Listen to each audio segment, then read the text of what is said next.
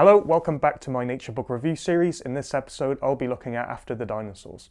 After the Dinosaurs is a 2006 publication by American geologist Donald Prothero. Taking us on a global tour from 66 million years ago to the present day, Prothero shows what ancient animals walked the Earth since the dinosaurs became extinct, and how natural forces shaped our planet into the world we recognise today.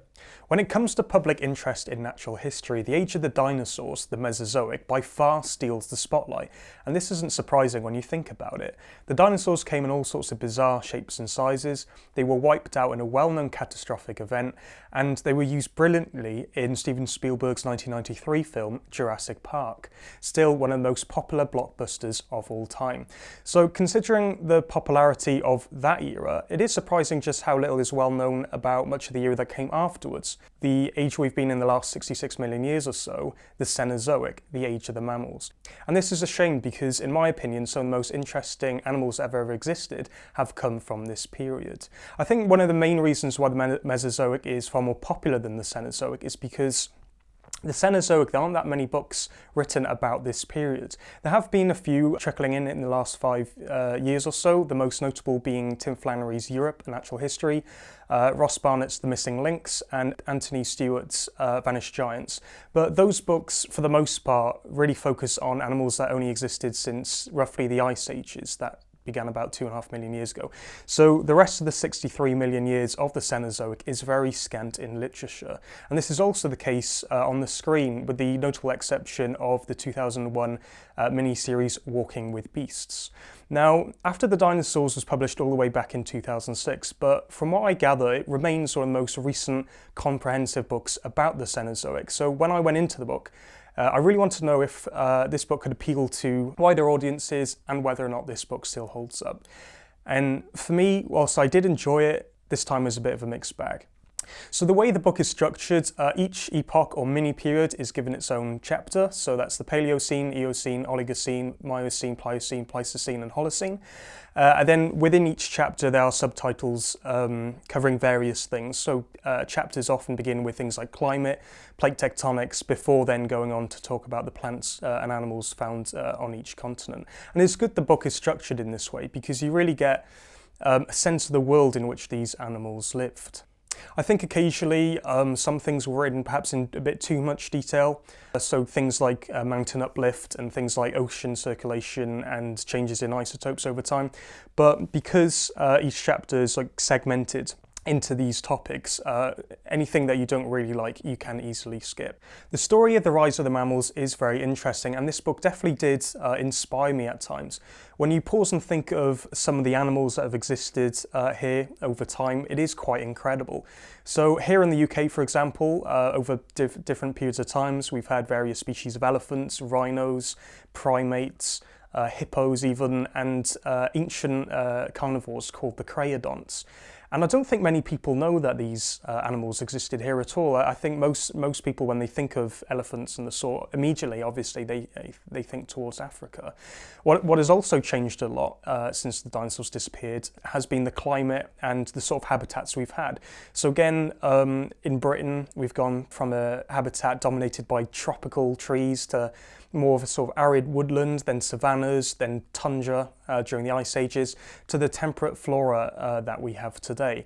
And again, I don't think many people, I certainly didn't know this until quite recently, just how much the world has changed since the dinosaurs have gone extinct. I think how I used to think about it, I used to think of the age of the dinosaurs being quite hot, and then they went extinct, the asteroid caused some climate change, and it's all been sort of cool since. But there have been some dramatic changes in the last 66 million years. And I think if more people knew that, I think a lot more people would be captivated by natural history as a discipline, and that's what we want at the end of the day.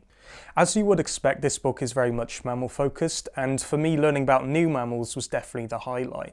One thing that this book does, which was crucial, was to pack it with illustrations, because when you're presented with a lot of names like pantodonts, teleodonts, intricatheas and the sort, if they're quite unfamiliar to you, like a lot of them were for me, it can almost board on becoming a bit overwhelming. So having illustrations of the mammals it talks a lot about really did make up for it. With the illustrations themselves, there are 10 that come in colour, and these are by far the best in the book. I particularly like the illustration of America during the Pliocene. I think that illustration is fantastic.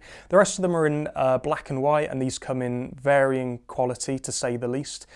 I'm happy that they're in this book, although I think I would have liked some more of them to be in colour, because I think if that was the case, they could really inject a lot more life into this book. One thing that really surprised me was just how little is dedicated towards birds in this book. Apart from the terror birds that existed in South America for a while, birds are pretty much neglected throughout this book, which really did disappoint me actually, because birds are a particular favourite of mine. And what is even more surprising is that a lot of this book actually is dedicated towards mollusks, which for me felt a bit out of place in this sort of terrestrial themed book. And towards the end it actually did get a bit tiresome. But as I said, such bits have come in their own section, so you could easily, again, skip if this isn't to your liking. However, now that 15 years have passed since the publication of this book, there is one big problem. A lot of it is now out of date. So just a few examples. Gastonis, a bird that was found in Europe during the Eocene, we know now that was a vegetarian, not the apex predator that we thought of back in the day. We now know that Misonyx, a wolf-like animal, isn't the ancestor of the whales like we used to in the past too. And since the publication of this book, the dates of the Pliocene and Pleistocene epochs have changed too. And I'm no expert on natural history, so I can definitely imagine there were more things in this book that are outdated that I wasn't able to pick up on. And this was always going to happen, it always happens with books on natural history. But considering that After Dinosaurs is about £25, I don't think it's worth the investment as much as it was 15 years ago. However, if you are into natural history, if this is a science that you really like, I would still recommend this book. There's a lot of really interesting things packed in here.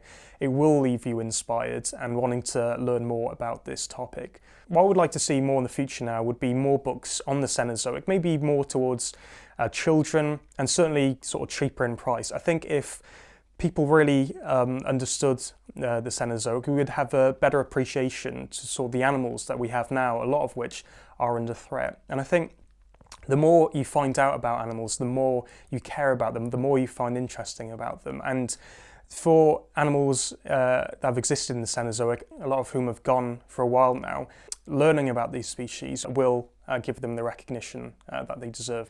If you have read After the Dinosaurs, please do leave a comment below. I would be very interested to see what you guys thought about it. And if there are any other books that you'd like me to review, then please let me know as well. Until next time, thank you very much for watching and have an excellent rest of your day.